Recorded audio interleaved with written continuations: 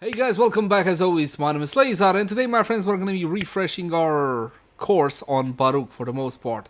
Essentially, this is going to be a build revolving around his 4 because that is currently the meta way to Baruuk, and subjectively speaking, the most satisfying way of playing the Warframe. We're going to be talking about Serene Storm, of course. We're going to be keeping, for the most part, we're going to be keeping Lull and Desolate Hands, and we're going to be changing his first ability to a couple of options from the Helminth.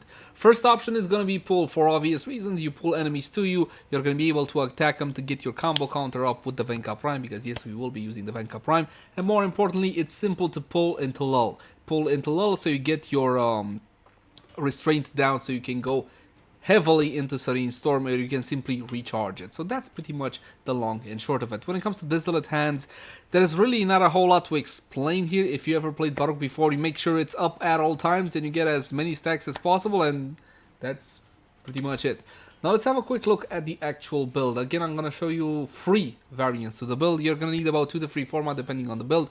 When it comes to the aura, now I put an aura forma on this one. For more survivability, I would recommend you skip on Steel Charge, because you don't really need Steel Charge per se. The added damage it brings when it comes to actual high levels doesn't really matter all that much. So what you can do for more survivability is go with something like Brief Respite, which will help you with shield gating.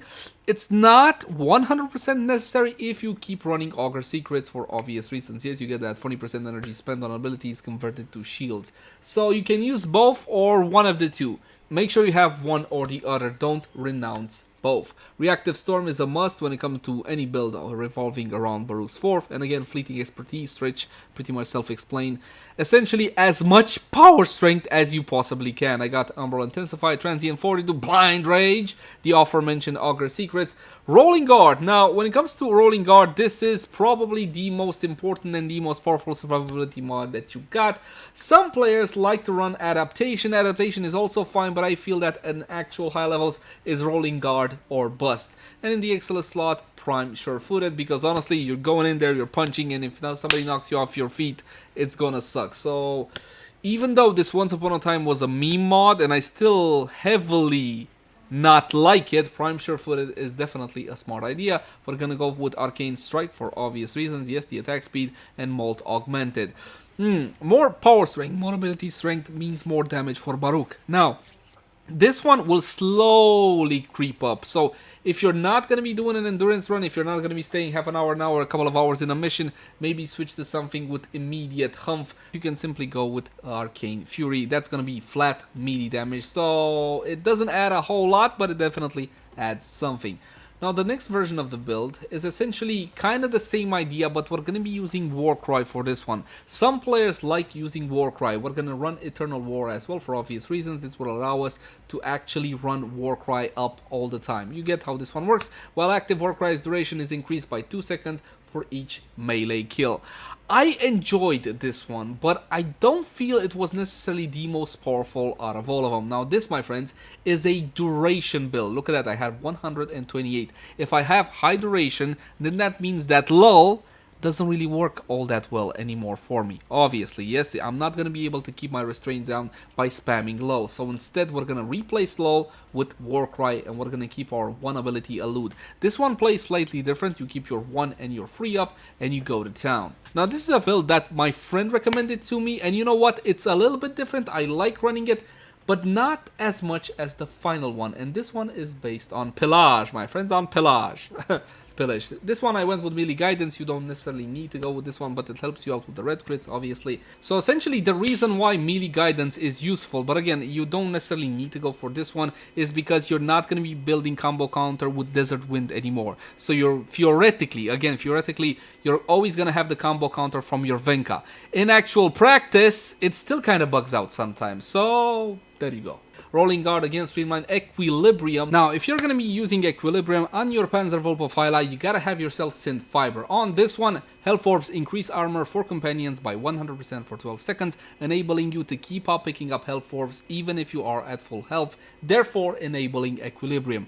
But you also should be using Synth Deconstruct. Enemies injured by the companions have a 25% chance to drop a Health Orb when killed. So Vital Quills is essentially a tag to Synth Deconstruct, therefore it will help you a whole lot when it comes to getting those Health Orbs.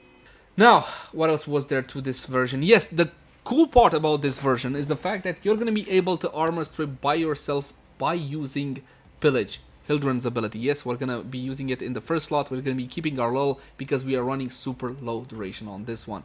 Now, if you get to 400% power strength, you can fully strip the armor of enemies with a single cast. If not, you're simply going to have to run 2. I think with this full power strength, you're going up to something like... How much are you getting from Alt Augmented, Max? 60? 60. So like this, we're going to 382. You're still missing about 18%. Now, if you're missing 18%, you can make up the gap to 400. But from my point of view, just to get full armor strip from a single cast, it's not really worth it. It's fine just to double cast. This is the build that I found to be the most powerful, especially if you're gonna be doing yourself some solo runs. This is definitely the way to go. You armor strip, and then as you hit Baruuk's 4 and you start punching things, you're gonna see red numbers in the millions. Definitely try something like this. But for normal, average, everyday play, and for more comfort and ease of use, I still believe that going with pull on your first ability is the way to go. Again, grab those enemies to you, get your combo counter up and all whatnot, and easily sail through Steel Path. Now, we should talk about the melee weapon. The melee weapon which I'm using is going to be the Venka Prime, because the Venka Prime allows you to go to melee combo counter 13 instead of 12. The build itself is not built around damage, it's about combo duration and easily building up combo. You can build for something like this, but again, it's all about that combo. Essentially, we're just using the Venka to get the melee combo counter 13 and then hit our 4 ability and go punch mode. Venka also plays the role of holding your gladiator mods. We're talking about Vice, Might, and Rush. So you gotta go for these because it will help you with the crit. If you don't know what the gladiator set does, 30% critical chance per combo multiplier, which is why combo multiplier is so important. Now let's have a quick look at Desert Wind. You have some leeway with the build on this one. I'm running Berserker Fury, Prime Smite something, depending on where you're going. It's a Bane mod. Yes, it's not a Bane mod. It's a Faction mod. It's not exactly my favorite, but if you want to pull out the most amount of damage that you can, you want to stay in a survival or something like an endurance run in Steel Path the longest, you're going to have to access the power of these blasted Faction mods. We got Prime Fever Strike, Organ Shatter, Quickening, Northwind, Pressure Point, and Sacrificial Steel. Now, the reason why I'm using Quickening is because there is a bit of a bug when it comes to building Baruuk like this. If you're going to be building combo on Desert Wind, then it's going to be overwriting the combo on the Venka, sort of. If you're going to be hitting your targets just with the projectile part of Baruuk's 4 ability, you should theoretically be all good. But there will be times when you're going to be hitting your targets really close in melee, depending on the beefiness of the target. And then it should be easy and quick for you to build a combo with Desert Wind if you have Quickening up. You can use Gladiator Might instead if you don't like the option. Or even better yet, you can add one more 90 mod. That's totally fine as well. Now, you might be wondering about Archon Shards. This one is pretty clear cut and dry. Just add full red, as much red as you can, and you're going to be going for melee critical damage.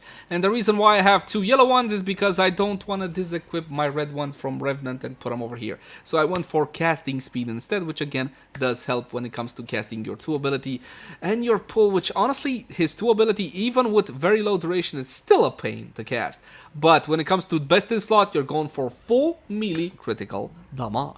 And I do believe, my friends, that's pretty much it. Now, I got some Steel Path footage of the pull build. Check it out. Here we go. Baruuk starting off strong. We are on Steel Path. Wait, is this Steel Path or not? Yeah, it is. Okay. Yep. Why are they dying so easily? I mean, what is there to play right? You activate the thing and you move on with your life. What else is there to it? You went for a steel charge. Yeah. You just need to make sure that you keep the enemies properly controlled so they don't break your shields too often.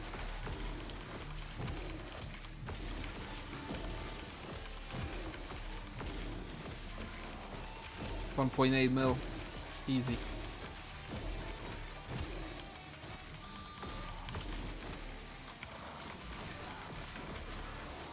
Ah.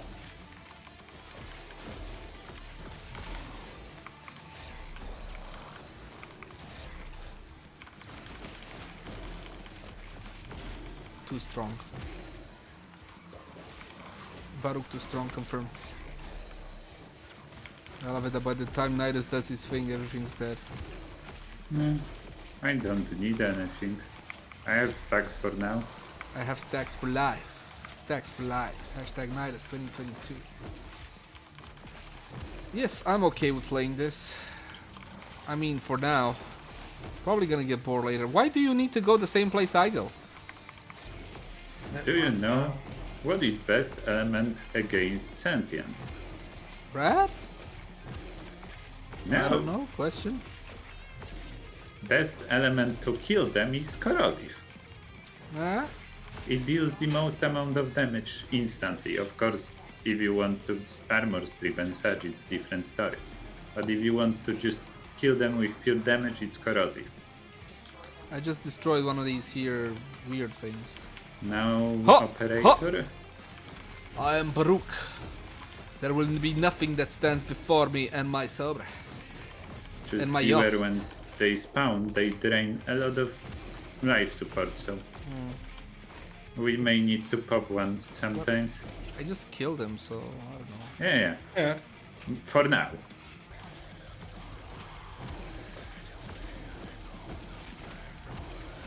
Do you have a logical, reasonable I'm explanation? guessing it happens if you accidentally build a single counter and then, sorry, a single hit or 2 or 3, and then it when it goes to 0, it resets the combo counter. That is incorrect. Sadly. Because that would be logical. That would make sense. I would agree. But it's like for no reason it goes between them. Like, Yeah, because every time your Venka drops a combo level, the combo counter then resets. So essentially, what I think is that your Venka and your Desert Winds are fighting for setting the combo level for your gladiators. you think so, Brad? It might be. I'm not saying no. It just like doesn't make sense. No, it does not, but it's Warframe. What do you expect? Cool.